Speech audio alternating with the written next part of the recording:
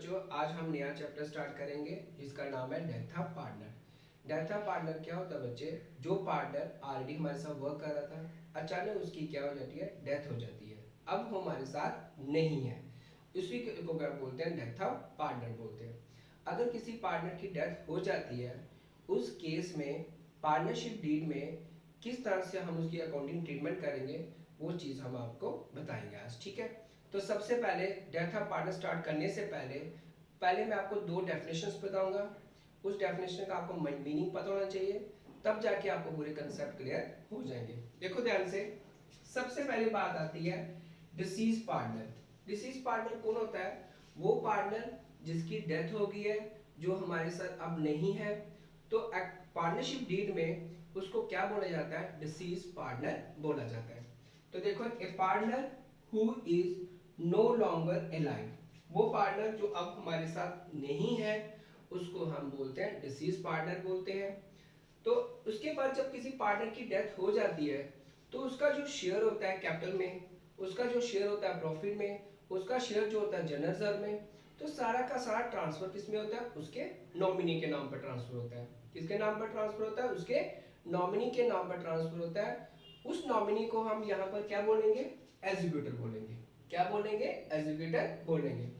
The legal nominee of the deceased partner are entitled to get a claim. Legal nominee, ठीक है, किसका?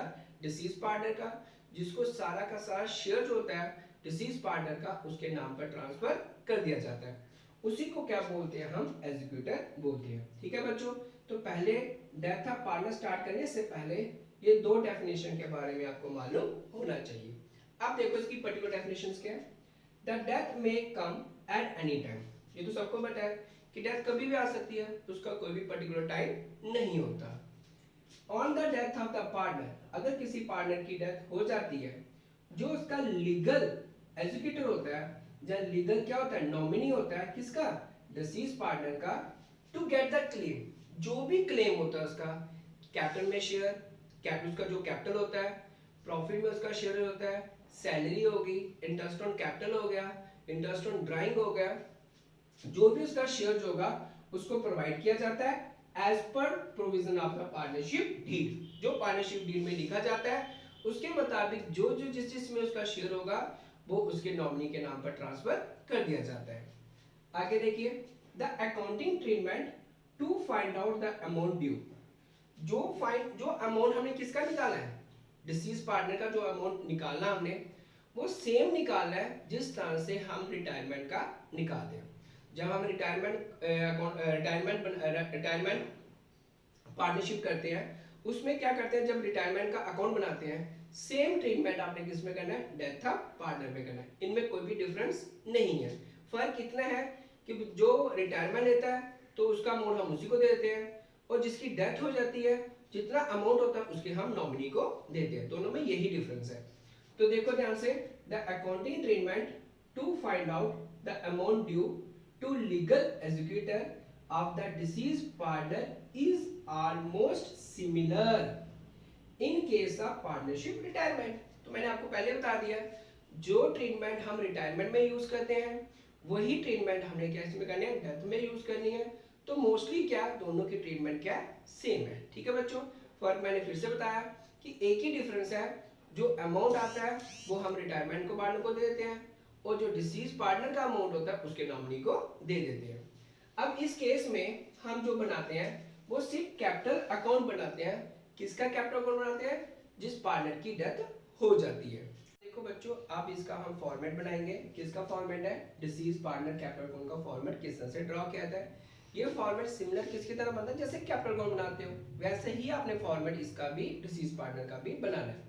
अब देखो यहाँ पर नया डिसीज पार्टनर कैपिटल अकाउंट, यहाँ पर क्या लिखा? By balance brought down opening यहाँ पर आएगी क्योंकि it is a part of liability, और इस साल का जो प्रॉफिट होगा वो यहाँ पर लिखेंगे by profit and loss suspense account लिखेंगे।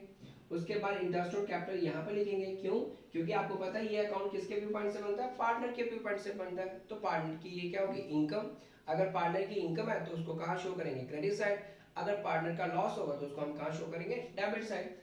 अब पार्टनर को क्या मिला? इंटरेस्ट ऑन कैपिटल, जो उसने पैसा बिजनेस में लगाया था उस पर उसको इंटरेस्ट मिला, तो कहाँ शो करेंगे? Credit side. पार्टनर ने बिजनेस में वर्क किया तो उसको क्या मिली, सैलरी, तो ये भी पार्टनर की इनकम होगी, क्रेडिट साइड। पार्टनर को क्या मिली, कमीशन, तो वो भी कहाँ आएगी, क्रेडिट साइड।